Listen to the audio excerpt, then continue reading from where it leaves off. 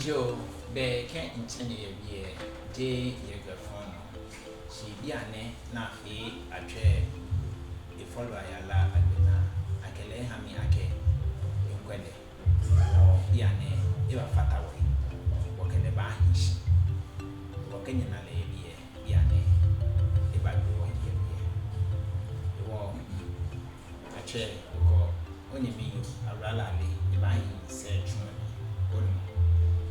and they buy in jail. Hey, shut up. You're a guy, my what I live at home.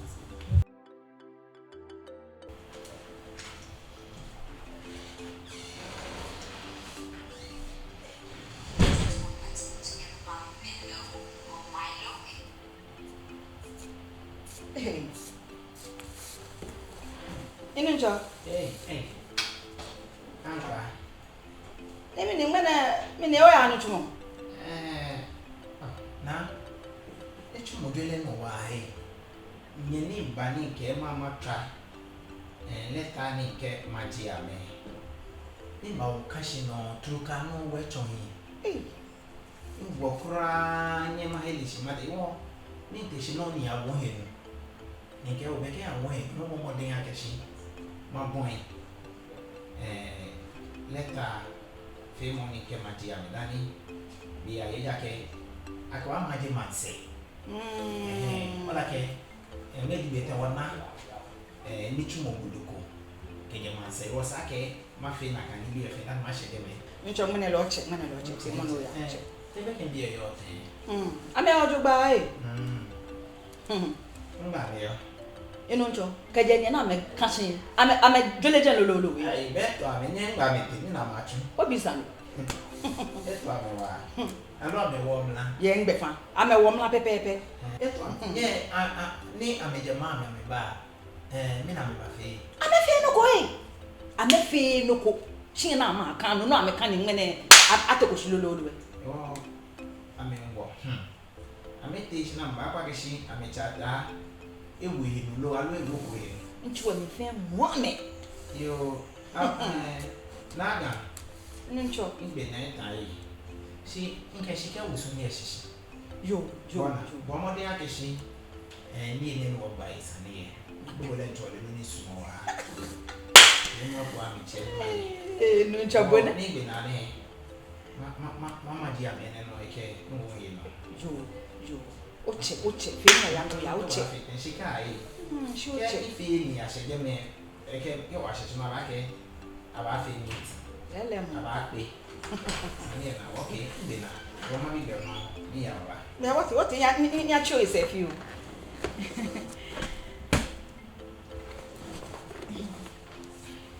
eto mi ye oh ncho e ba hin ni e bo ni won tun wa san le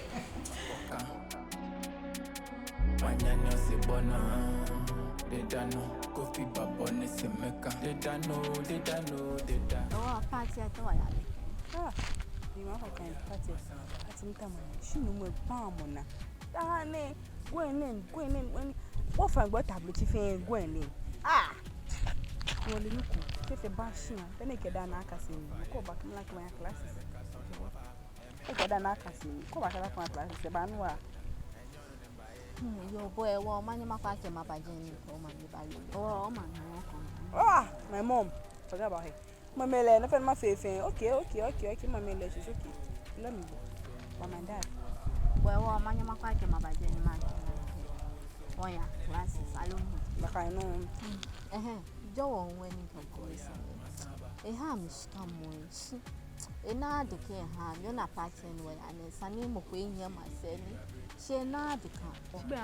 So at the party, any she come in get scabafi. Me to Mokone, Bammo, my meaning my feel. Okay, she come in coffee. Sani kente makwa ke mana nuwe koloni kala abeshi. Kashi bi obana kona bo he jo skale mbona ni. O skale nye makpa yeli mo skama idan. Obani. Boy waya. Ni zen mata oku. Ka pai kama minister said. Eni me yo. Ameka oba shika chofaye. Bo shi amegbe. Kamba nyi. Ye on pa les ma me nya me chuni. O blind here ne ke kam no bo. Na ke ni tumo minto. Mto mo kon ba mi kama kon ba shi am ke no tumo. Awula ne. Waya awo. Beni no ko mo.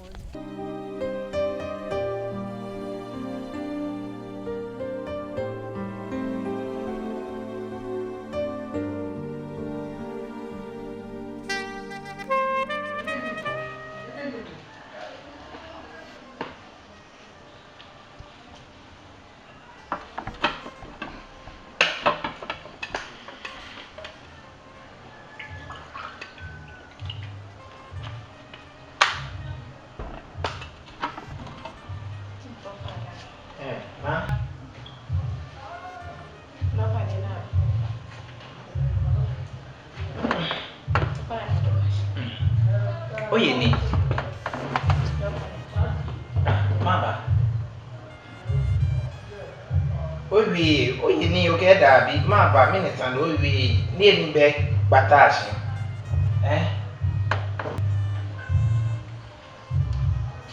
Oye.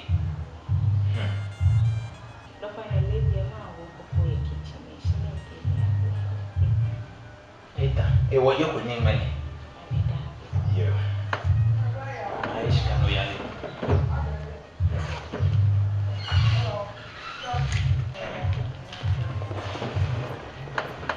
Why? Osha hena be pakoka. Manyanya se bona. Dedano kopi babona. Fine. So yote. Fine. Fine mi to alale. Ta olale ke yande. Fine. Nkele ya classes. Maybe you going classes here. O fine nkele yo mo dada. O fine. Yo. Aralale. Yes, daddy. You know, fi mo kon ta ogo.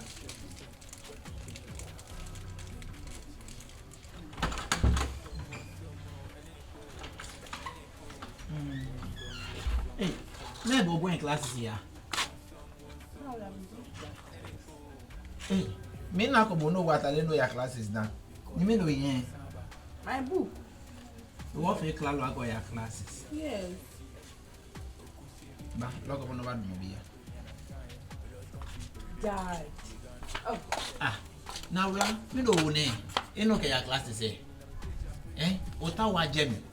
No, but this is normal. No, you be need say if for. Get inside. Dad.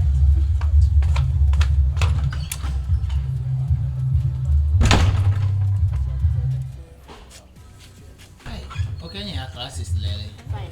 Ben kasi ani dogba. Fine. Shobla ya be nyeba ni gbeye. Ka na sande ko yenye. Na tiki sande ba. Na well, I'm not for you comedy. Ona ga no to achako yo he fifo. We fifo wa denche. You want me okay? Ben ba ya ni ba. Nye kwa agbejo gba e. Okay. Ono. I don't have pocket money. Pocket money? Okay, I'm coming. Yeah, you see? This money also is for you. When I give you all this money, your brother also will come. You know something? You take this one. Okay, Daddy. Let me give this one to your friend. Okay. My. Let us say why.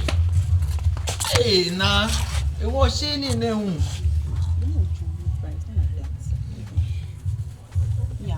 You know that. I'll come out to talk. You. Bye-bye. Bye. Kasi money why? I will. Okay. All right.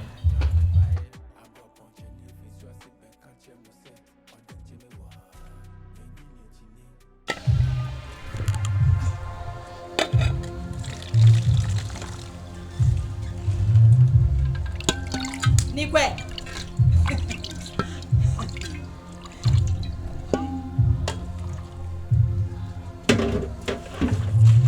Oblayo. Me wa ka je dada. Ni o sani am ogbeko na. Eh, ka je gbe. No ka ni be mama no sami. Ogbeko na ka je dada. Eh, kwe gbekene, kwe angbani ke. Kwe. Oblayo. Ka je dada. No lo ndo ba buasi. No sami ogbeko na. Dabi ni no gbo na kwe. Dabi of course ma ko bu mi. E ja ko ye. Oya mo ni nyose. Oya mo kwe. Oya mo ni nyose. Ni bi e bole po. Ni bi e bole. Maba. O sa mi kem ni jo sa mi e. Come on, Juba. Come on. Oh, kwe. Se no sa fa te no cash. Femo ya. Kwe, kente tu mi. Lo gbeko na. Abia ke na. Emi ne ete ewu ona e ko ni.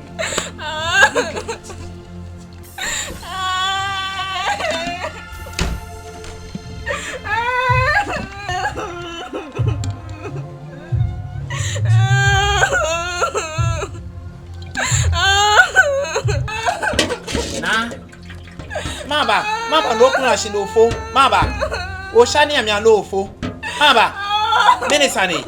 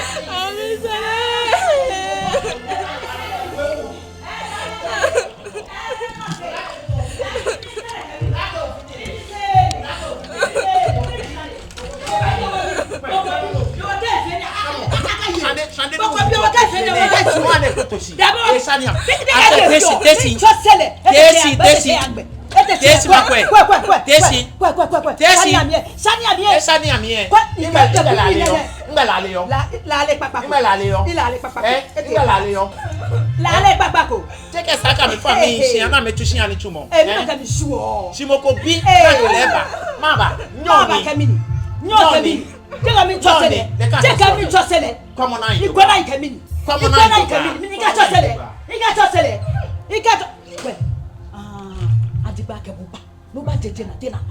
Ajegba ke buba ni okay ni okọ osadiye ni ngule be aba wo teje na kai. Ole. Ko mo joba.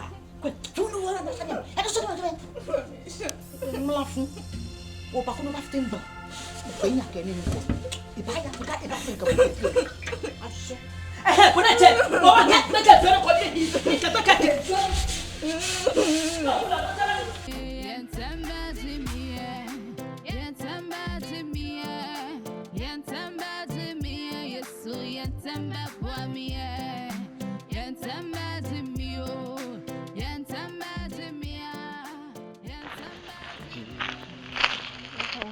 Good afternoon. Blayo. Ba.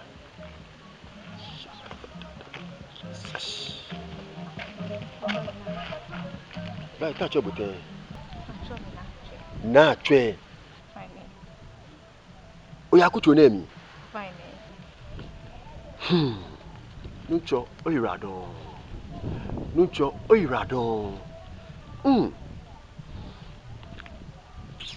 Lima suka da hadaba. No de won chebue na numbo okpeleje. Moni bo wen kesikpon ke ni bi na ke ni bi na fe. Eje no kokpo echomi. Ye ohewo. Ake mi na ye momi ake ojareho. Ojareho yomi. Na numbo kenke wa ke kafo.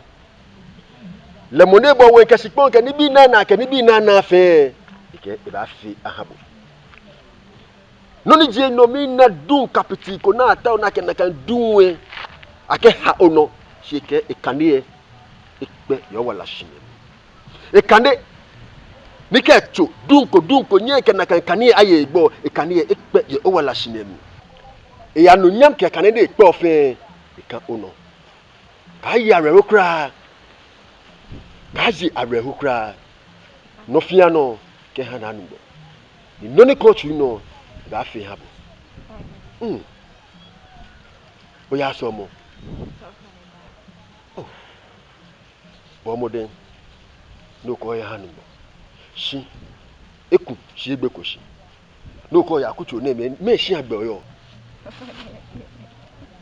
bi ene no ma fo bo kutu o slamo ni no ni nanu mgbe ma nke ba me o wala shineni bo mo den no ya yo shidabe Jesus Christ masudaha le mazu hetehe no chomi daboshi boko bi yuo no jio e pa chon bi ni ko yue obo modo fio mo bo mode ma chunwe ni ojugba no ni jien obile na agba ke ha mo esi efe ba fu Jesus mi daboshi I thank you, I give you glory. Ewo ni mini ya no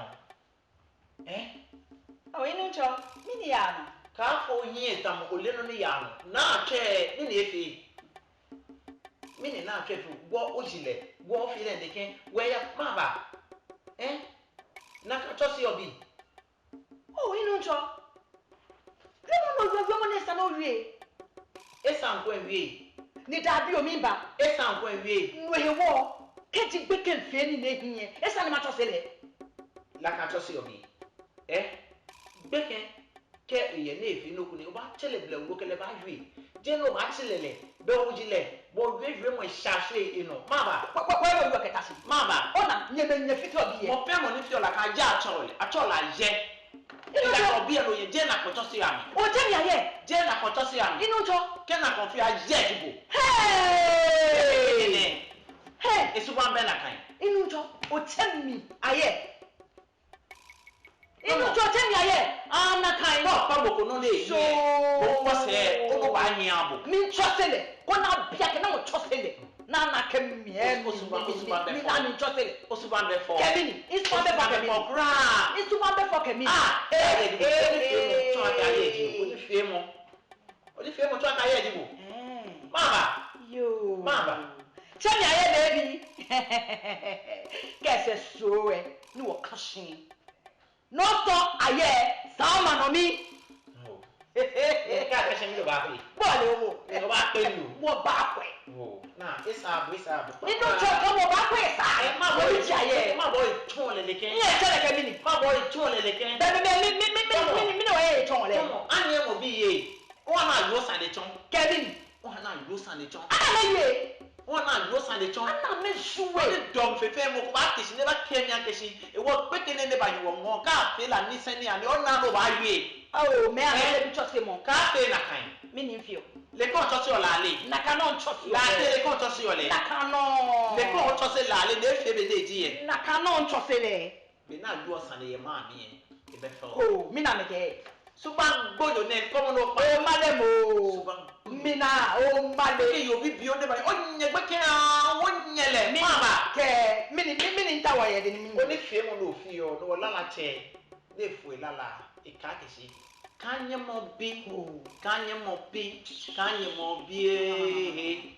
kanye mo bi si je se ke ole mo ne ba fu bo e kura kanye mo bi ja ko le mo ba fu bo wo mi nani tasi mi manye mo bi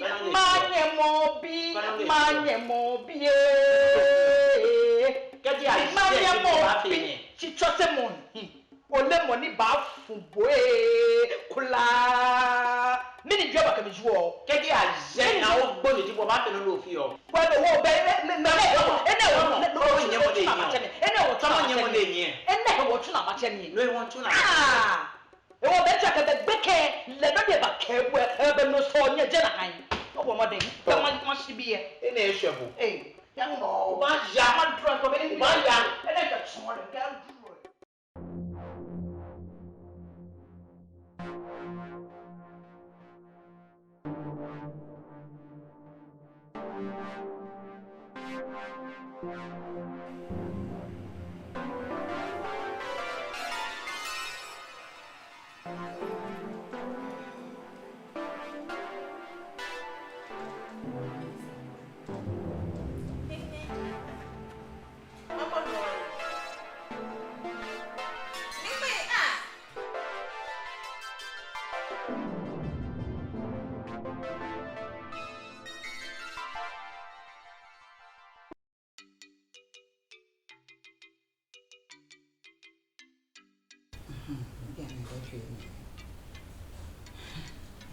Oh.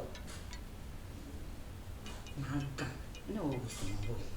You for I'll be.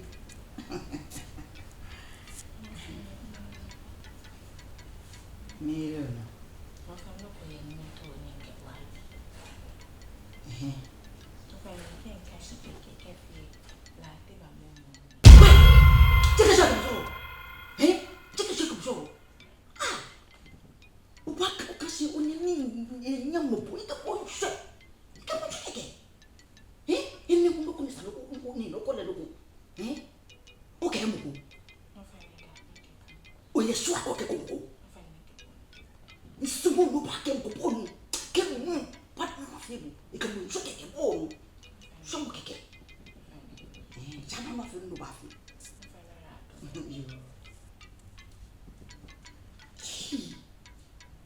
e pela te passuinha assim que o ninguém que se tu ele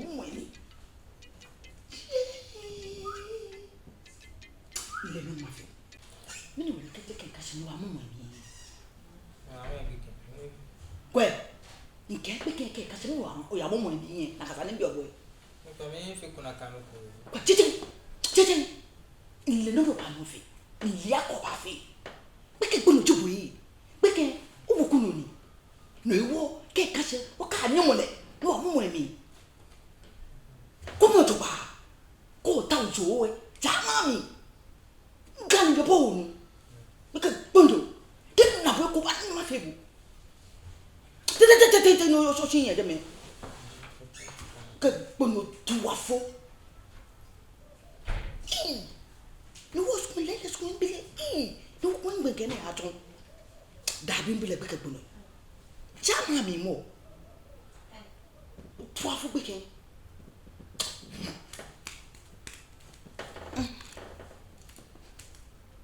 Eh, Mimini, Obono be a woman in Jensen Energy. Eh? Oh, in a one task of the Libya, Jensen Energy. Oh, what's this? Lulu Energy with Jensen. Oh, Bemini put a tell you of better name. Oh.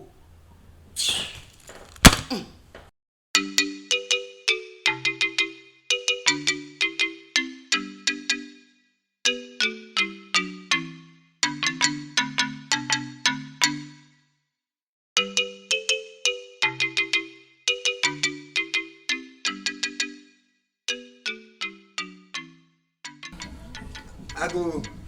Amen. Hey, I'm so happy. Oh, not yet. Go station. Oh, fine. Oh, yeah, me. You need no yoni. Lobe come, you stop follow now. Fine, I can't Na ko yoni yeshi anem. Ojeni ni lobe he. No ken na kan oyoni ye biye. No. Okay, no afa. Jene wo pomba. Shin to mo beni nke bo wie. Ake ma fo bo slamo pitio ni nke nanu mo wie mo ahabo fiwe. Oyoni mo ne shin man yo yakoba fi tu fiu ahami. Ke okwe Isaiah 3 verse 7. Isaiah 3 verse 7. Ike ni Yesu Kristo wie ni ike ame ake mishiale no Ofana minga. ni hele no Ofana obiem. mbana atwengo nkele bana nanu mo wie mo Uba. na atwengo Ukele bana. nanu mo wie mo Ofana mini dibo. ufane osofo ojimi ngbeji osofo kafe Oso? kafe Ofana nambe oso motuma. ufane ke ocho hie ne no niji akolenye etumese jeme nsomo ma ni nsomo egbeji the Holy Ghost of God International fane Ye ngbe fa gbe yo. aile ne etumese ne Tomo me chu. Ye ngbe na chu lo chu. ufane wo cheko Ni fe money demo na e wo pa ko wo mbu awo na ojogba no wo fi oye school to me.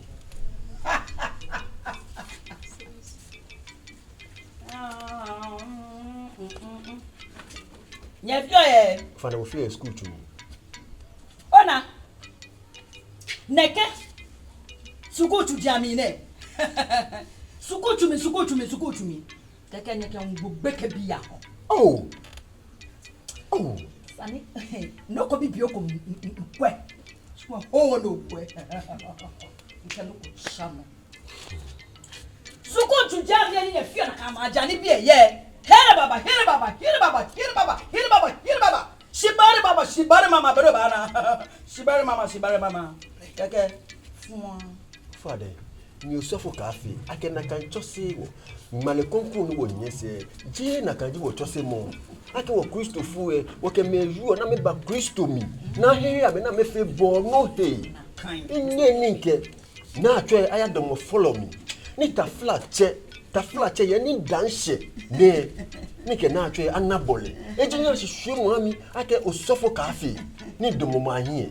Nye mafe na kan. Baba, neke shekia hiri baba shekia ne. Ina mebi. Amenye finfambang. Hiri baba shekia. Mod beke do me hie. Na hiri baba shekia. Beno ye ba tile boe enwo. Ka kwa bile etsule. Ke beno na wo. O ba ba sia ne. O ba o toni. Eba mi. Don't you Isiane Dabi Inta oboye Fane Nkele mbote malemi Genesis 37 verse 5 Genesis oncho kokwe ko na abu Genesis biamo no ka ma awe school to diami kwanya fe finfamban kaba siane papa isumo ni mbe kutuye baba bani makemi ngan himbe no ni makemi mbeliye o Genesis chapter obi egbe ni toke na boy o ka jensiane oya nkele ba bi na no bi siane don ole na atwe bo mbigbe onu mbigbe shi numbo woku papa numbo woku noni na numbo ejue ebe oya kafu isa chomi na la nka obede nke na numbo ejole shi wafu osofui leke no afenfamban osofui asifolo osofui o twe osofui Hiri baba. Ega bere bana na gbe kele ba. Thinking. Nika okenkele. Ke ona gbe. Gani nya onwe.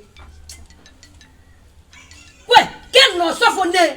We, ke no sofo ne ye sia ne. Ofo to ma ke. Ule ko ban ham. Abu.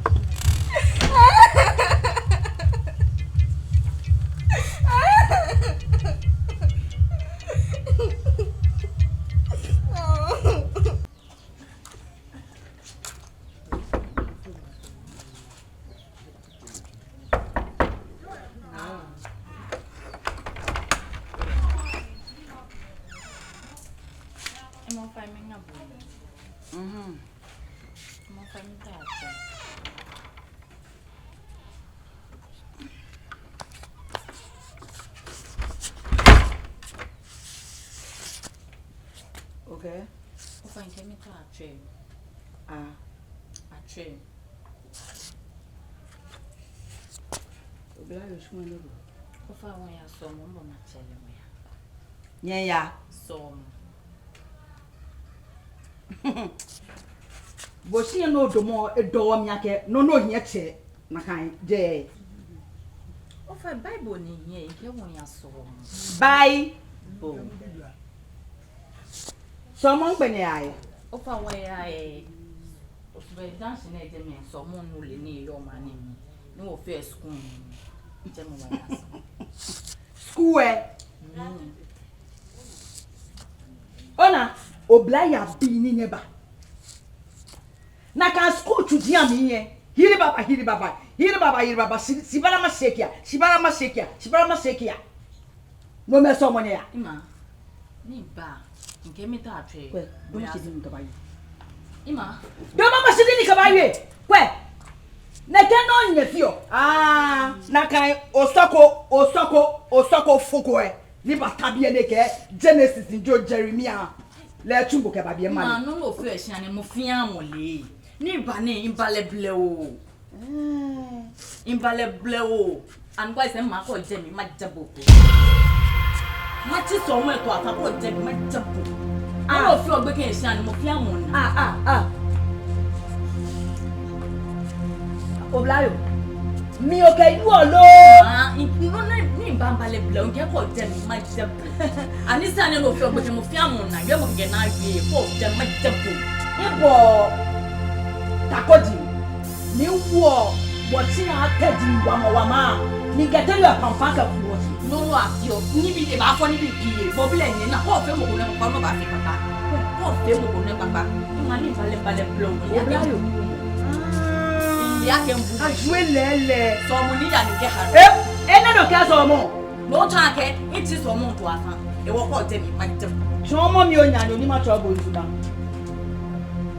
we Bernard mo si tromo to mo ti dia mo to ne o ba no ba jam na ga nko ma trouble no ni o ka mi wo nunu e na esa mo ba gbe ni a ma advice ko te ma jabo ni ta no jemi ma jabo basa si bo ke ba ma na fe no ba to ni ko te ke ba ha mi si na yo ni so wa fo wala ko be o da ko ba fo wala no ko so e ba hin awula shishe ma pa fai kwe chidi e ba nke ya so mo ma pa fai ma se ma ya ma be ko mi na so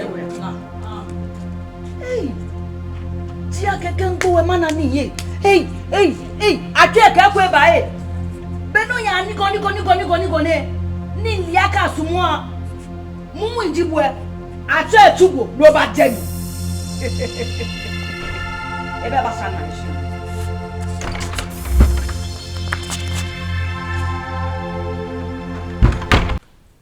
sana memba ega ke otine nla mi lo la atwe ba fe praises ba fe worship mo pe ke awoyo sagbe la administration mi nya ma fe worship ba ma fe praise mi no fe worship Well, mi nya fe worship mi nya ma fe worship ba ma fe praise mo la na ke la ake fe worship you na ke fe praises so na to praise se ko la ba la na jo ke drum ni ese si mi ere je pa ho ni won train wo yi wo worship yes style ko she praise se lo na kan ya o praise ni o ka twa wo worship mo ni ke ba ni ke enye fi be wo wo je david o ba fi nye ma fi bo kan no ni twa keyboard la wo fi aka gbet na ni ba ani ha ntebe no ne ani ke fi to agona be ke Sunday ba se wo ba dumo si be pa ho ebi wo si alo di alo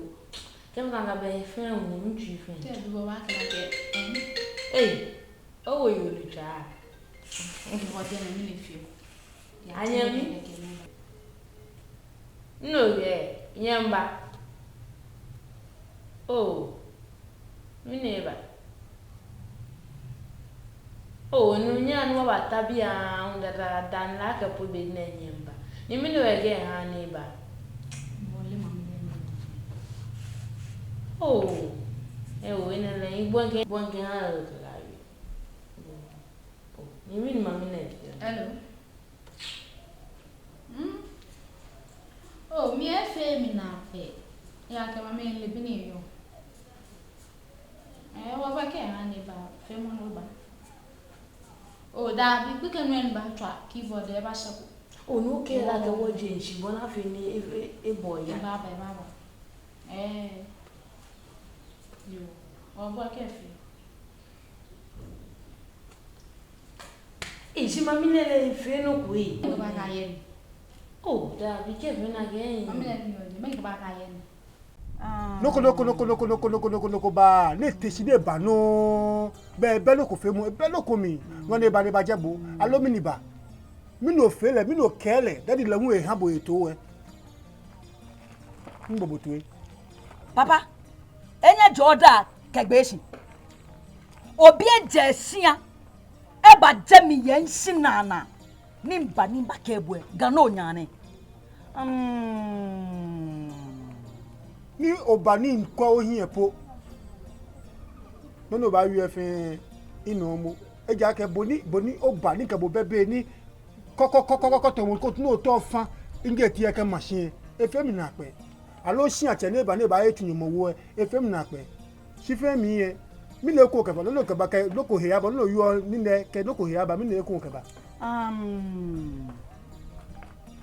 ka follow fu ka ja te fo e ja ke ka follow fu no nkule sko no obi ba jemi ni ba ma ke bu en sko no obi okun ojuwe ibile ne ba no le ba jebu alo mi e ba fe mo yo o je enya yo ji o ale solo ji o mi ni poten bile ba fe mo yo je ne ba jebu e mi ne ba fe mo bedo mo machine ma bo mi ni botuwe iyan tumi afansi na fe beni mba fon no ne beni nji okwe obile ni ko ngba kwa kakwami meni sanie e tawom atwe ni bila ke e tawa tweke yangbe e ke kele ya sole mbo aso mo e ke ngbe su diami ni ke kwamo na ka yiri baba sekia bedo ba na ke ho ba ni noni e baba chembile ke ya ni ke sinsia ni ya ke jegme de sensu mama na lesson na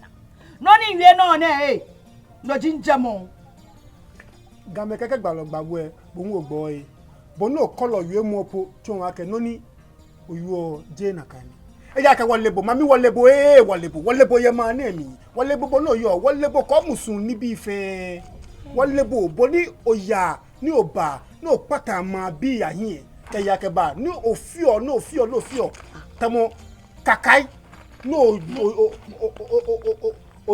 nyemo mokobile tamo awusa se jele mi no fe ni yanwe ni e ba sin o so ngoli ko kra be ni kanwe bo fe bo ni jin o kopo e ba yi gbeke no fiora ni senya ni ke ya ke ba ke mi na alo fe ke ni hela wo ni imi edo ni ibu mo se ke yin o ke ya ke ba wo no na ori ya ina no fe no li ya ni nu no fe no hu li ya si gbeke bo no fiole mene kai ma ke wose be mi ni ogbo no yin choe o ba cheketa ke han o le ake no fi o fe oye lami ṣole akẹjọ se momo o cho se ole o da ke yen hu oni eyin efi o sian ni fe mo e bo efi o lo fe no ṣe bi e bo ejo musun bi e amenyen lo kwa be fi be ba se o ba kolo ni jine o ba wo danu ba kun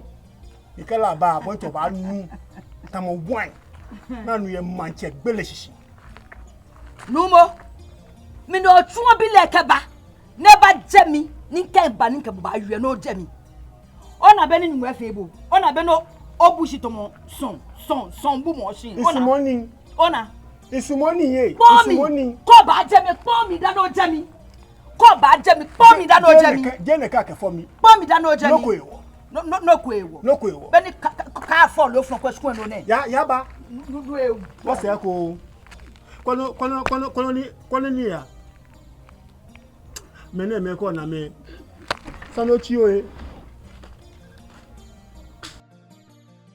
Naje. Papa.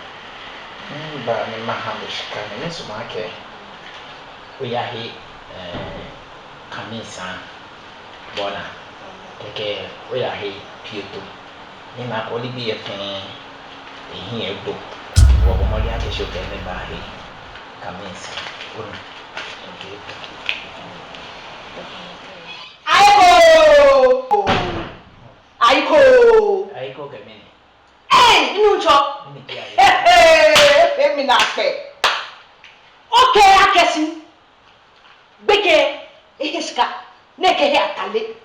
Allô mama, si ploto. Te yo nake beken du machine et ploto vite. Ronanga, ini yue mo ke fu yu. Ino cha. Yo to lo mo. Bodenche. Yo to be ni je. Ina bo tuba. Be ko mo mi yo ba. Beni na mi na ke ma ke beken du machine. O chele. No ko boy. Me no yue ne. Oh, eno bi mo ke mo ya jeje me. Ni ko chele te beteni o na ke beken ploto vite. Ni beke bi eno be fo am le bi aya ka agbo na ben na. Me na ke epio to fin chile ye. E kan mi sa fin ye patan. Ewo to mo be ni onyo ye o ha lale ke la te ye. Me na ke me no fo ida. Ewo ni mo ko akata agbo na ni yue. De ke jemo maji ye. Bona. Ewe sa ke ma fe no ni sa. Ewo kan ale shika ke ga e kami sa ke pio to e. Ntoko. Onu. Yo. Wono no bodo mo shi no yu no ka ke so na yo ba. Ma bo mo de ka ya ila cha mo na ko yin be mi ha. Inu nchobo fa le. Be me ni phone ni bia ni nkeka. Ogwe sigbeke no na. O fa na mi un ploto na oji o. Echele mi o mi ye no. O yo no. Na kanke. Yo mimba. Inu choka wonde ka ke no. O fele o yam na mo. Bia ne yin ko ya ke ina ko no ni echile. Inu choka lo da bi wo. No ko bo ina ko no be chile. Na kan. Ko ke ska wo. Kale! Abo nde. O he ye ene no fi. Ko fi no fi ko no ko e.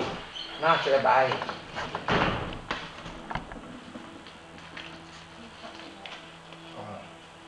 Ela ke fi no ko. No ke ya. Mia. Mia ni na atoko ya gbe na ba. La lete ye ote. So far where you buy. Come me here me. Fan Asian. Me here me. Oh funny. Fan yourself no.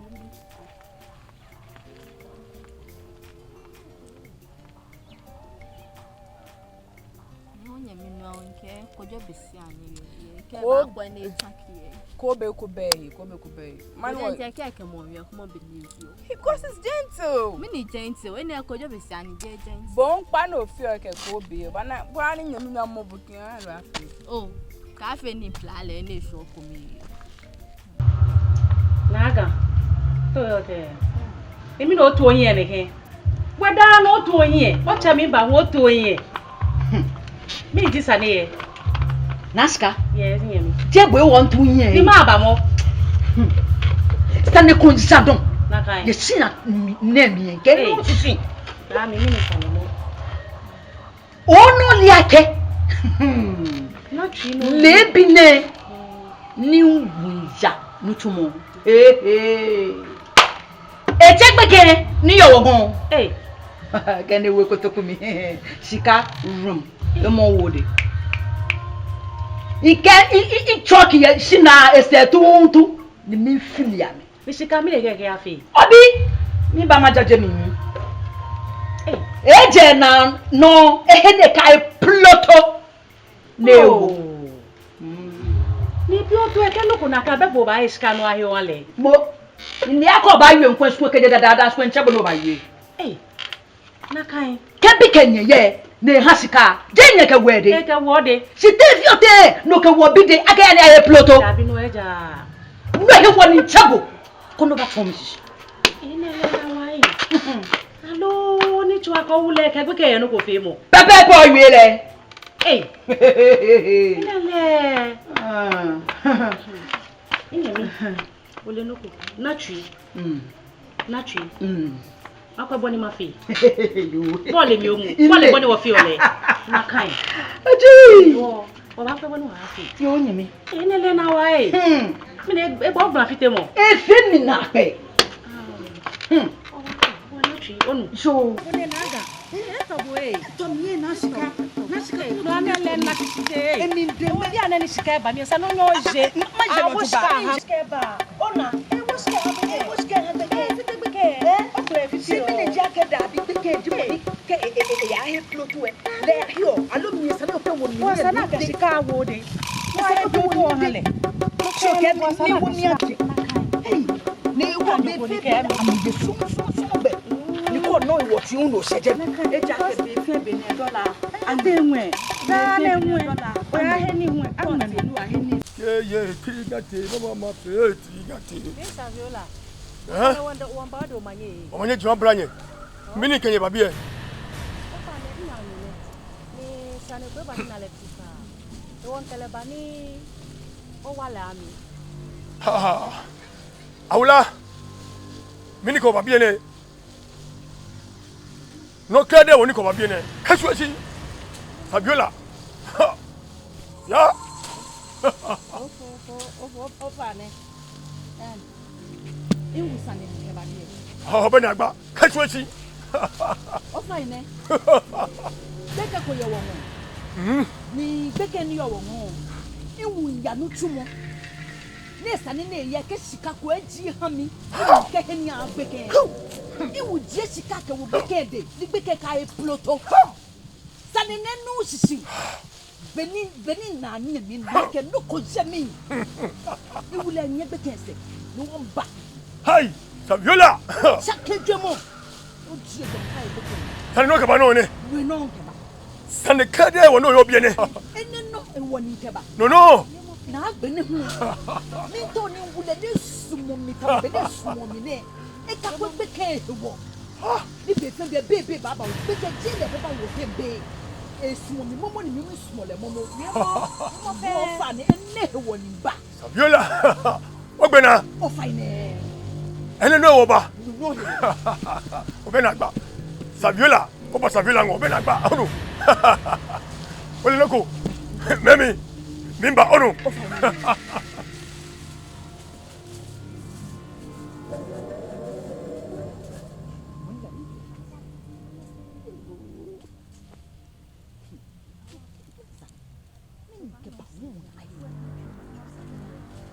Hey, tirigate, mama ma fe tirigate.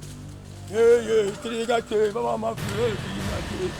Hey, tirigate, mama ma fe tirigate. Hey, tirigate. Come on. Ole loko. Hemone. Home do ba. Hemo. Obena gba. Agbere ta. Ole loko. Ko te sian. He ko ho ni ale. Lo ka kwa wonu mi. Neke jwe. Ogbena, Chimo. Kanu ye kwano. No ke sida ba mi. Mini ke. o fa no ke ka ni pa no ni ke o sida abaham No, nyeya. oni Nyeya. Mr. Viola era do Nyeya. o fa no ba bi Nyeya. Ye, tirigate, mama ma fe tirigate. Ye, tirigate, mama ma fe tirigate.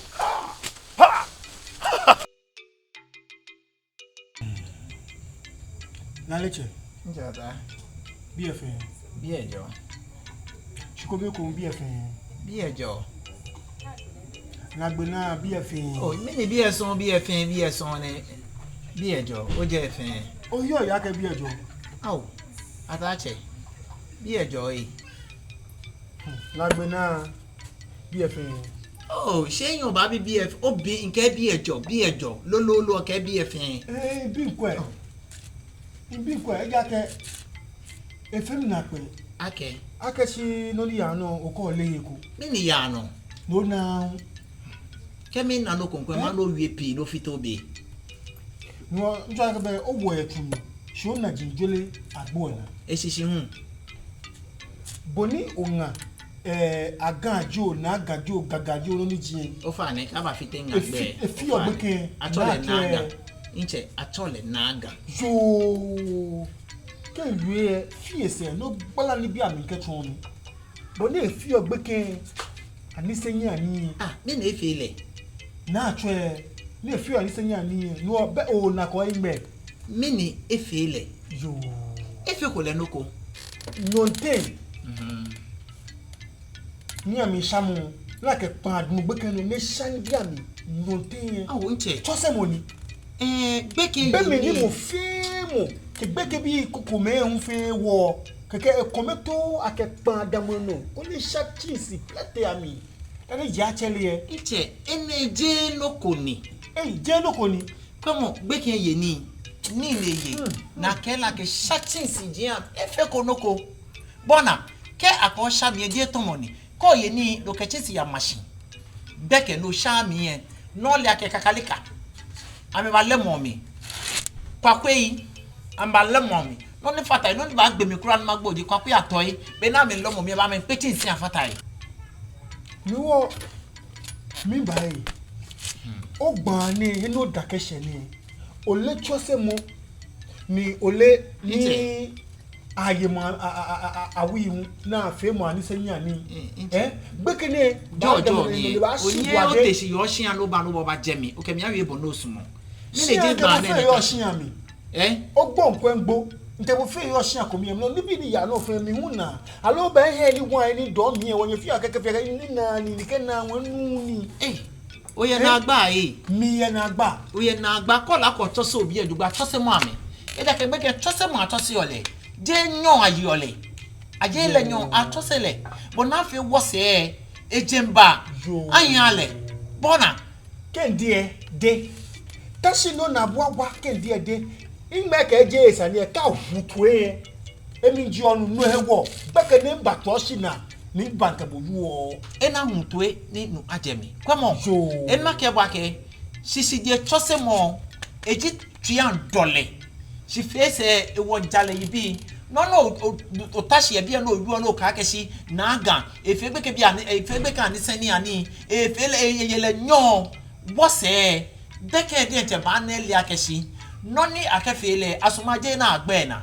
je na yele nyon si mu awale de wala ehin odogba ni wala kan wa mo akewa abifa gbeke bi koko meni yo shian je le pe akela kan wa ba wale akewa ke le pa wa mi ni shian ajame pa nke bo yo shian no ni ya no fe na no ko you control me na mbo modern no ko oyiwa na mbo modern wa denche oyiwa na kente no mateshi na ga shimo ba ke ejake ben ma kente oshilebi e akenu ya momo se ami ben ma jamo se mba eni eni efe klalo ben ba tashi mai ene mejo papa ne yo papa ni e polo ne ke yo papa na mo ba na ejara wa fe tangelo enye nubo no ne ba ti magamoli ne na aiko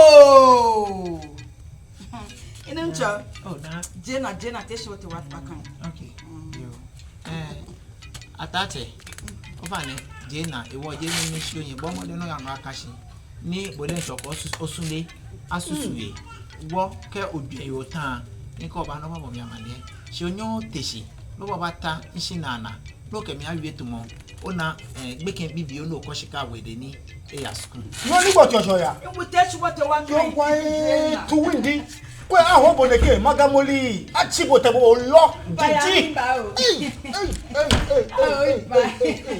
olugba iwe ake ukwa wari abisa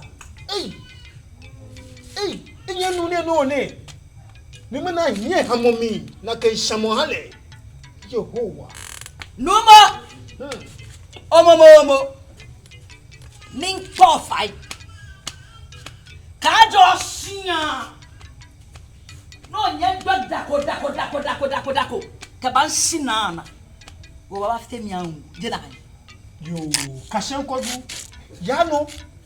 yano no fe si bofe bolidie no fe no ni yawe ibashi e baba shi mu pepepe mene ka yue no nuwe wo obana ko e wa tena ni mi no na tena ni mi no ta otase no na potomo obi ye wo se okon wa bi ne fe ba wo da no ba ko le kala ba to me ni kebo mi ami o ba nu ka mo wa mo fi awon ka ye yo wa bi ye no ka wo da o ka ton e konkulo mini hwe mo ba ta so kan o ka wuju o ba after mi anwule je na han ba o ko wule ton e ko nke ngele ton be o fele ni ne jiji o chile jiji Nunu plakpa ngono blofo ma oba ke nunu plakpa si je na si etesi lehun Yehowa nuni sumo enga nuni ke nga shwe ne ka suni tana ni minona ama kebo noko keje ngane o kenkle ko na gbe ke jojo si na ne na no nyenda koda ka ba sina ne na aje ma chobo no woni acho mi naga nyakwa kewo oh mi pole che yegbe no mi ya omo e ya ke boy de kan keho mi boy de kan se woni ni ba keho bo fe bo ni jiyan bo ba na ye se ne keho oya bo ba na ye se ne ho bemi ni afogbeke de lo no mi a toyin e kra fo nu pa bulu come on nko te to ba pa kwe na ihe kwe oka ona obu mo ṣé ó bè bá ṣe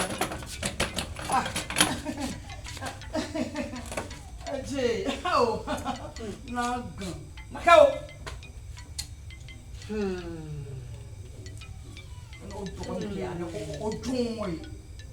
ojú òfin yóò jí yòó ẹ̀ ká ju ẹ̀ ọ̀bláyìn àbí àmì bóòtù ẹ̀ nípa àmọ́ náà àwọn kábàtà ṣe. adé bẹ́ẹ̀ náà mi ẹ̀ dọ̀ náà ó nà ń kún ẹ̀ ó kẹ́ náà gàn mí yọ ó nyẹ̀ ńlẹ̀ náà ó nyẹ̀ ńlẹ̀ o kú lọ.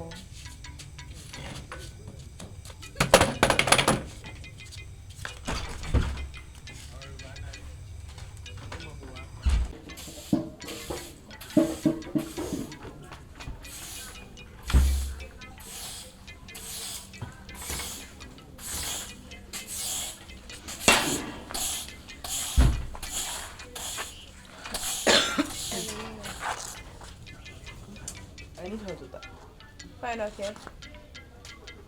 You are new. Me tell you like care June. You just go to the kitchen and boil me one. Okay, I need the kitchen. Me a kitchen. Cause I'm no, but when I'm in your kitchen, down. I'm a bed. I can't bed. I'm out. Me tell you like be antenna no care mini. Just put a broom somewhere and go and do that thing for me. Mean bed. When I came in bed, they need to want to say me feel me. Or boy, your kitchen and back to just put a broom somewhere and go and do the house for me. No, is it something difficult you can't do? Mean bed. We're making dinner. My kind. Ma! Ma! Yes.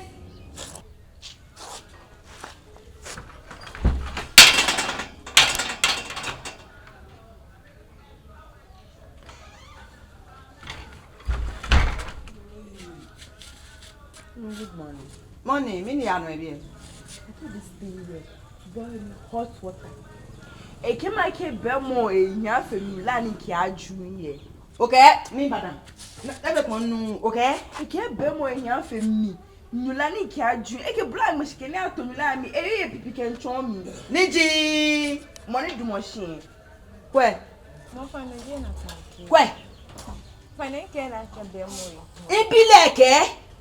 E to nula. Le ke jowe body. Le ko ya to o hale. No ke? Mo fa na ke mi be shike gbe na ma atomi la le. Femo sa kwe o fujo ma kwe lebi ni kwe je tell kwe isumu ma fe ni e na ba ke yin ke je mini se ke bile chebo o fe on ne kan ni mpo ne ko afa famous o ja ko do fe mini gbe yin akeni e kulo Suti ka fu da on e ba fi am no you watch you. That's no joy. I will be fair. Jack Beckoning. Beckoning. If my car, you fortune, 2 hours to my coffee. Israel. Nous jouons l'encha. Nous jouons.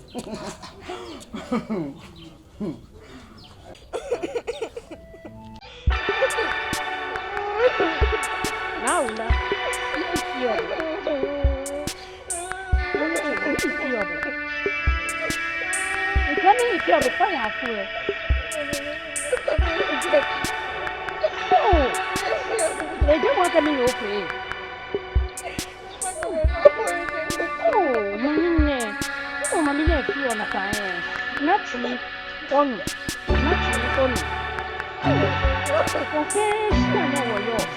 You want na no ni ya no. So wo pe na abu. O ma mi ka wie pe pe. E ko ko mo. E fu mi ta. O ni e kan. Not you. Bye ni ko ni. O ye ni. Apo pa na apo e ko ni. Je ne ke ko. Ba ni si ane. Mami ne ba ti e ni se ni ane. O se ko e ba ni ya mo. On ba shu do mo. On. O ma ti ko ane fi o ko e. Not you. On. Not you. Don't call you ko ni. I'm not sure what you pa ni. On. Mo shikane. Do ka pa di ni ni. On. I don't think you have to work for everything.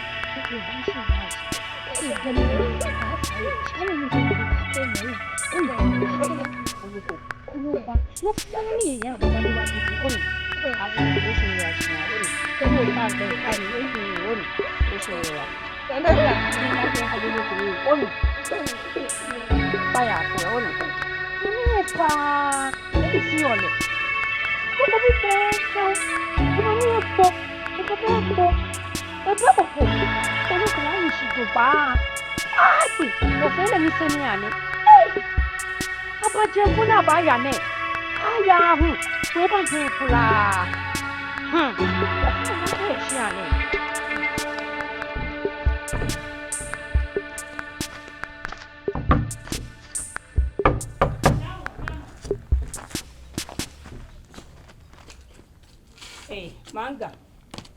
Você via aí, né? A Maria, e ele é fonco. Mary, min pabu fire hishibano. Nieni, shika, no ke hambile. Ufani nsumu. Nsumu fano. Eji ake, ota no chumi ake. Begbe ke hale nieni. Bo baba lolo hami jena. Bo o baba lolo hami. Allo. Ni manga. Ke ho ni ti fi o ni ke ho bile. Ni tomla. Allo ete shilebi.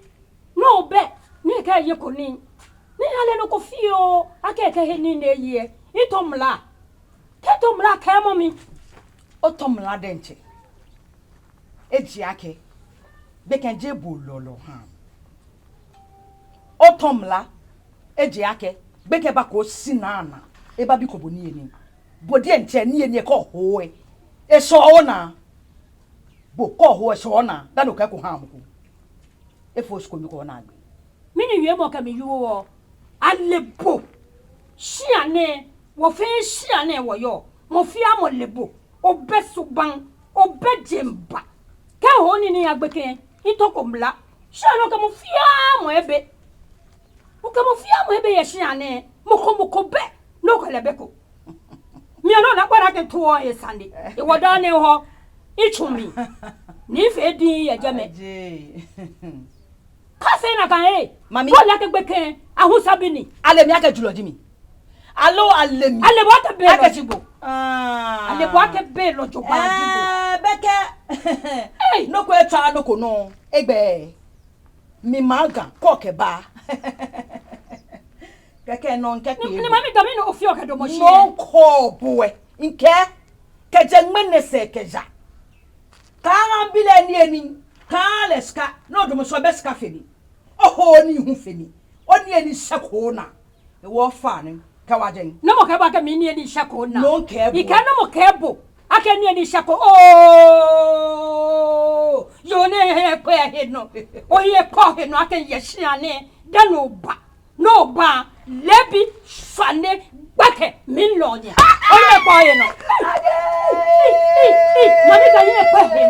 mami ka ye ko he no na ba no yo be ye tan e wo bi le mahale be ye tan mene jiake bo ba nya miole o ba nya wole o lo ahota no lo mi nkenwu na mami pa no yo o wole na ke be tan e jiake o wole no olule ka do mo je ko ke ko o ka ko ke ko o ka ko ka ko e ko ke ko o pechimba ule. Sumo mi dri. Ayele lo bejo na. Iye do ko pa fe mo go mo shibo ni ya. Shibi ene no. Na bona zohi no ne shabo no jie ne. Da no fitiri ma ne bia ne. Na chokop. O fitiri ma ne bia ne. O zoni otan o lombi. O zoni otan. O amosi ogbo. O ba nye mi nken wo le. Yangbo. Na. Eho. Lona o fe loke ko bo de che o ye ba chelebo lebine o ye ba chelebo jogba fo ba na keshi hero ba ese lale ara lale daddy baba ọmọ ye mi yin de mi baba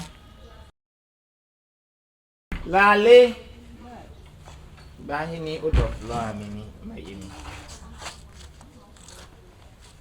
Ní mi ní o fò yẹn ní àdèmọ́lẹ́ kẹ́. Sáàmù yẹn ní òhìn ní òkè ní à ó ṣẹlẹ̀ láàánú odò wa. Ọmọ mọ́mí yẹn dé. Ṣẹlẹ̀ mọ́ là ọmọ yẹn ni. I don't know how to use this. Eh? I don't know how to use it. Mi ni ìwọ. Ìwọ yẹn yọ ṣe àmì ẹ̀ ní ayé ọ̀ní ní àgbò náà yẹn bá yí ọ.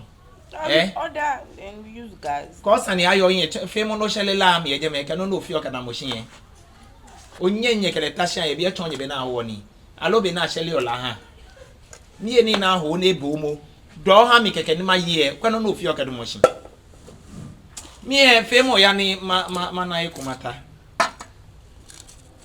ke no fi o wo wo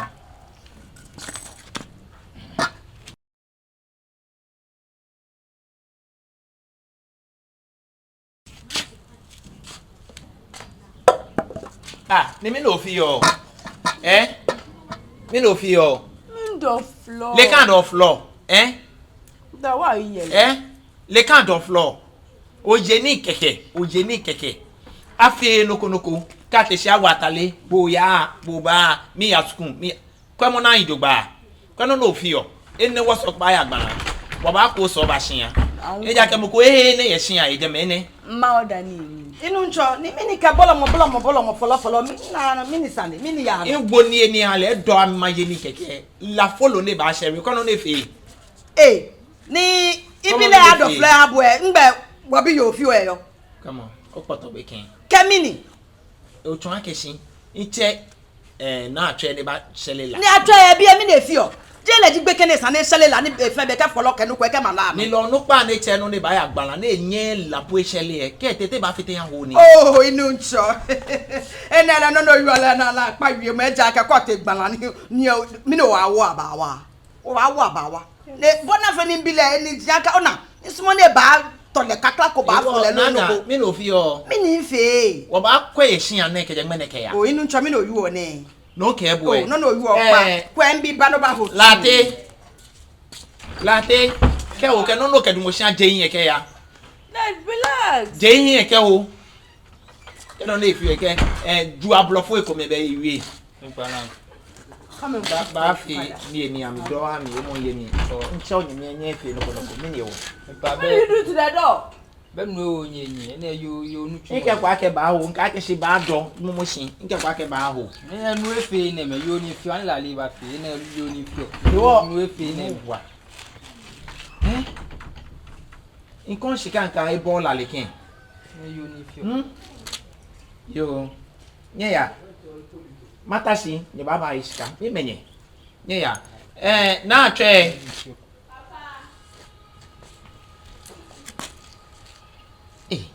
iwo na atwe ba ino shele la ni odo ni no ha mi onu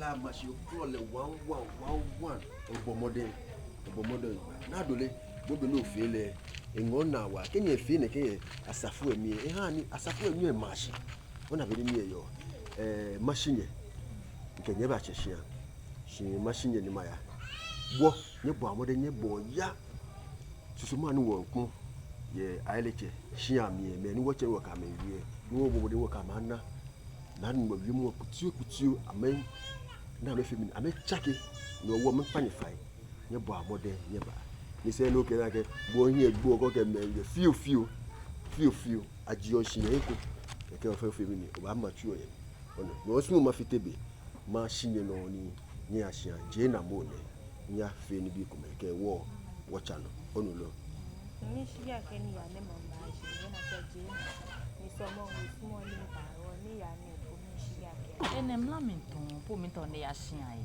mlaminton ake yo che wa ne ba gbe na e wai ole no fi anu ni mbo fi yo bo ya shia be ni jie wa ko be ni mo ba la chimle che fi ake mata obi ni mana o mami ni kela na shitamo ake ko ba so mo je no ko fun ofi o yue mo keke wo ke ha no ke kule o se glashi no ko fi o mi e o ya ko eko o na ko moko o ke moko peta ko eko so mo no ba no mata obi ni nkele abadue ni ke kule o se glashi enele ake so mo oba ke no fi ano efi fine onulo no be ni chon yen yue ma bigbe mo nye kwa nye asha nye nulo o so ya kwa de yo nye kwa de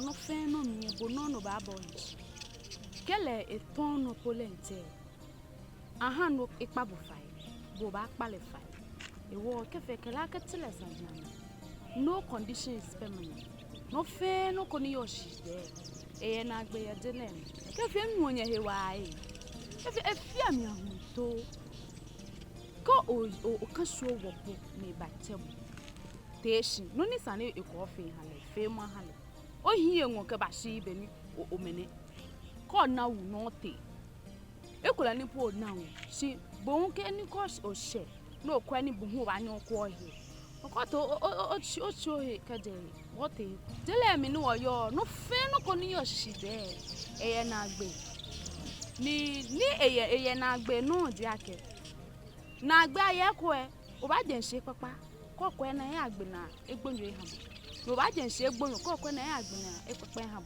lo ho ni ko ba ke no ko e na twi ya na ko na twi e twi sito ake yonku ni miele tiko ke e bile fem ni ke e wo mi ma fele ni ki no le akisi obenyi obete no e wo ake fante me ba wi ake ohini ba ni ni papa etias ke bo mama ni yo ko o ton no eliakisi lente won su e fobo no e wa elegba no ne ba tun le ke ba to sibo si mene dele fobo e woni dele fobo e bo nu mi se o get no ni wo e wo be ni ga bo wi na tree ke no ko ka ake no pain no get no pain no get wa ke e to bo e ona e wo mommy wa ma bo eni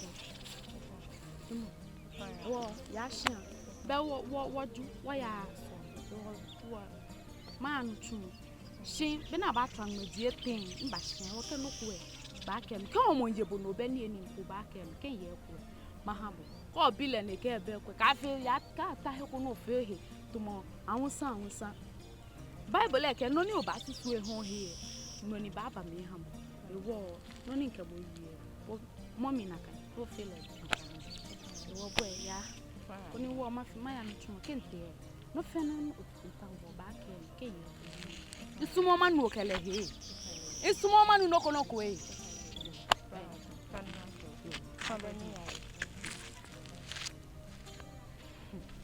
why you want now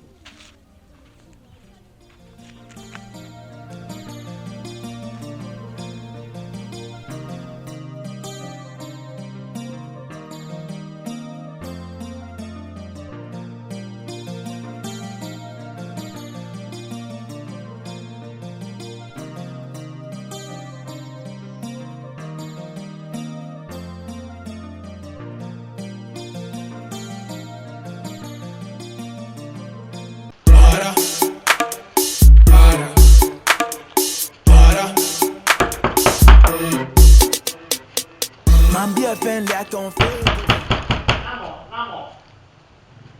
Namo, les gars passent là. Namo, les gars passent au la minute.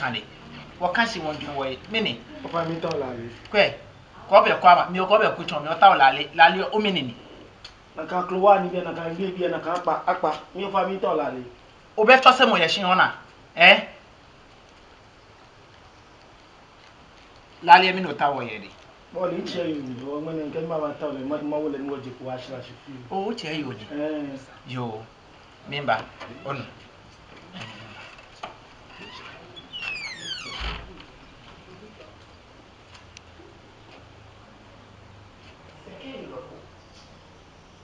Inu cho minister na tu ibo o ba na tu minister no e wo tu inu cho mi na wo mi na tu meda na tu so me do so le ma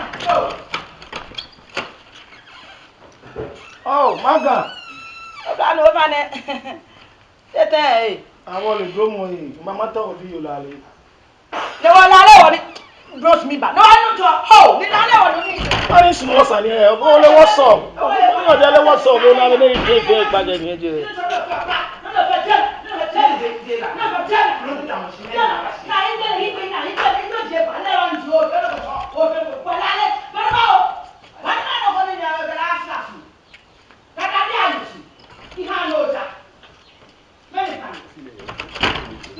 No class no but she be Jaja Angela le mi ni afọ ne ke come on Anyaba I love this ne ke be afọ ne ke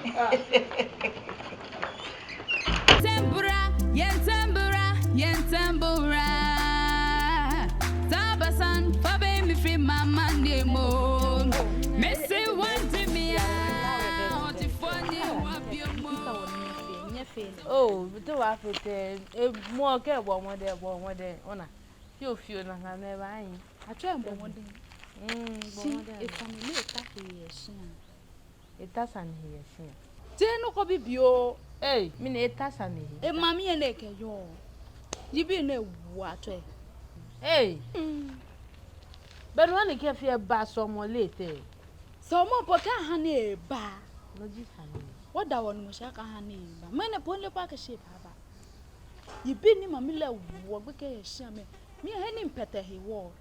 Darby, lady, shane, back a man, me.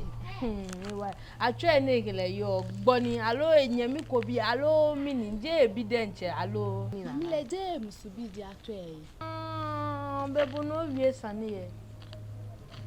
I try mammy, but walk a leba honey. Nay, here, Papa, no, yes, and here. Allo, like a fair trade. Oh, Bella, Jama Fedi, a fit. Oh, let Bellumia Eliaka, Wallamo. Get Bernard Trap, Danny Ababa will a care wishing. Near a billion by a wishing, a banana monarch about Kuseka Bashiaka, a lenny fee. A banana monarch Kuseka. She will let me no tete no Tashana, Bebeka or Tajan. So, I'm like, you get whoever or what have you so much you never know what you'll be where you are by airport. I bet I try like a bow. Oh, and you didn't be here where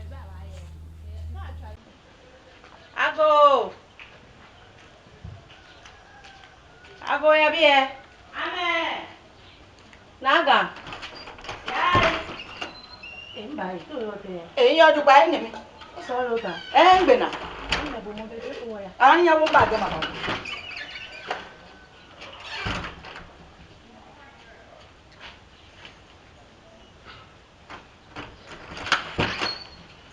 Yamina, what is it?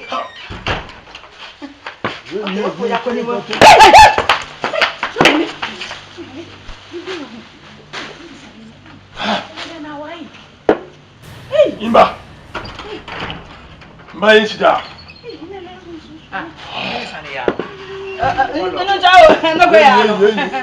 No kwe ya no ni mene. Okay? Onya ndo ne. Onya no Jimmy.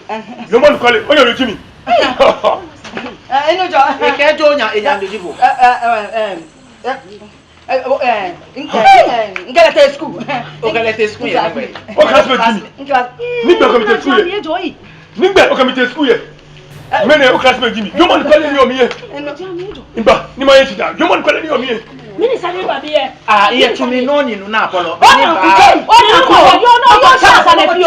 Ó yóò ṣe àṣàlẹ̀ fi o. Ó na kucho. Oh, esiane. Esiane mi u ti na yo bi yẹ. Esiane. E wo kesa ne ko no ko ba esiane sani ma ba. Esiane ko no fi o. Ó na yo ne. Eke class. Mene o classmate mi. Yomo ni kwale ni omi yẹ. Nígbà ni ma yẹ ti da. Nígbà ni ma yẹ ti da. Iye tumi no ya me no apolo mba na se na no nkoda mo se yen. Ne yu adu kwale ni omi yẹ. Classmate. Mami yo shi ane. Nígbà ma yẹ ti da. Ne yu adu kwale ni omi yẹ. O ba ye mi ni. Na ka mo se. Me lo yu o. Okay. No me. Eke ba ye si da. Mi no ya. Mi te na etu abo. Se da bi no me. O ya fe lo ko. Awuna wo kele yo kele pa. Da bi no me. Eh pa. Ya ko ya shi ane ne.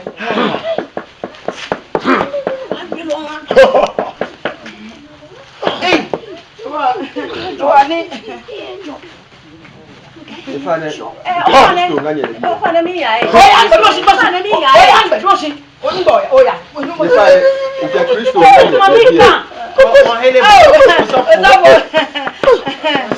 Mami kan. Ke ma fi sani e. Mami kan. Ni mo ni bi mo se loyi efi o ye si an. Osafo. Eke classmate nya yo ni. Le won eke be ba yi sida. Ile no ni ji. Mini sida poke e ba ni ba he. Ne yu adu kwale yẹ. Nígbà ma yẹ ti da. Ne yu adu kwale ni omi yẹ. No was who any galate. No me. Ebe na amla. Le si. Ete wo. No one eba na ka boni. Enya no ni. Enya ni. Ya fare ni ya e. No ni ye fi o ye shi ane. No. Ya shi ane. O ko yi ya so mo a o do mo no ko.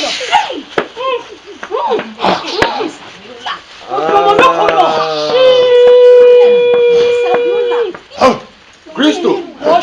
Kristo wako. Kristo e wako. Ni ke juer e juer. Dem bi ba ni ba fe ni ko biyo na yemo ke chomo ye male mi. No sure mi e. Ni chuake. O le noni nani odomo. O le noni nani onaneba.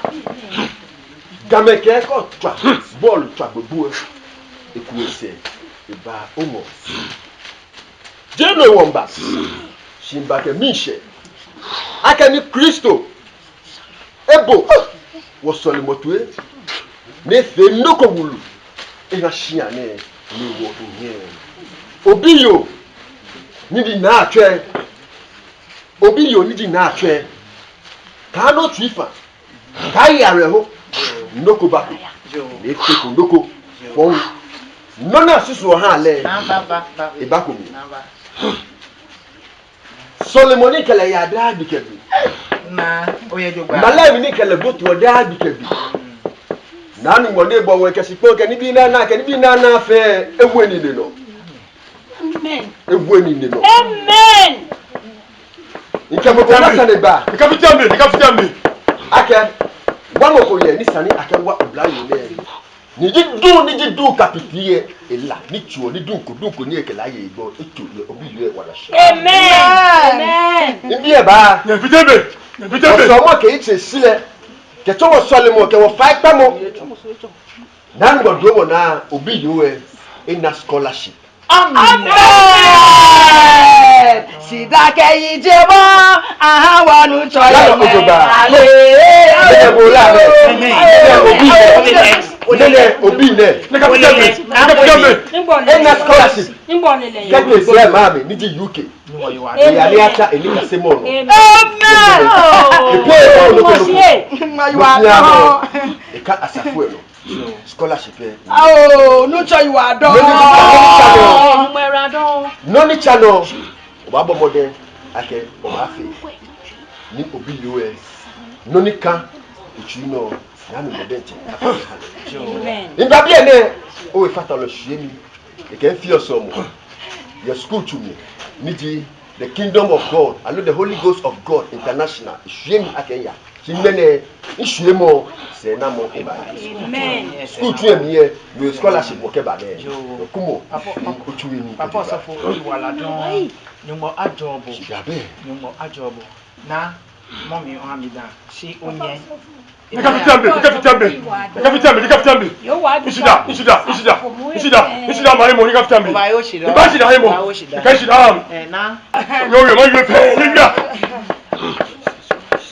Papa, come on, lady.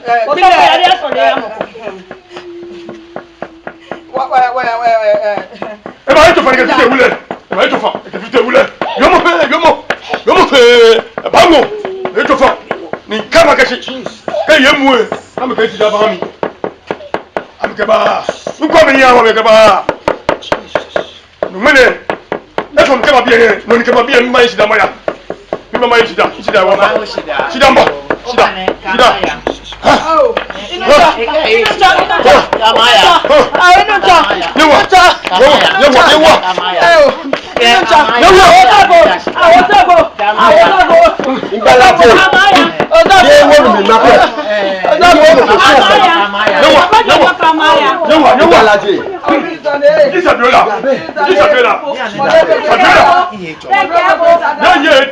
Wada Kristo shi ake obla yo le ni domushine mamiga ekue mi ne fele ni seni ani hale mi ne baye kake ni seni ani ye fenye no shishi mene ncho dromo akele yamanse ne akaseni ne chuni yegeme ewoke wana shida gbo ewoke wa chofiye ne yo onwe ake nini abuno koloye mene base namo hawo wakashita agbo ya Kristo iwadon shita ke yijemo aha wonombo yewe hallelujah shita ke yijemo jo meno misheni yewe hallelujah hallelujah Hosanna hallelujah Hosanna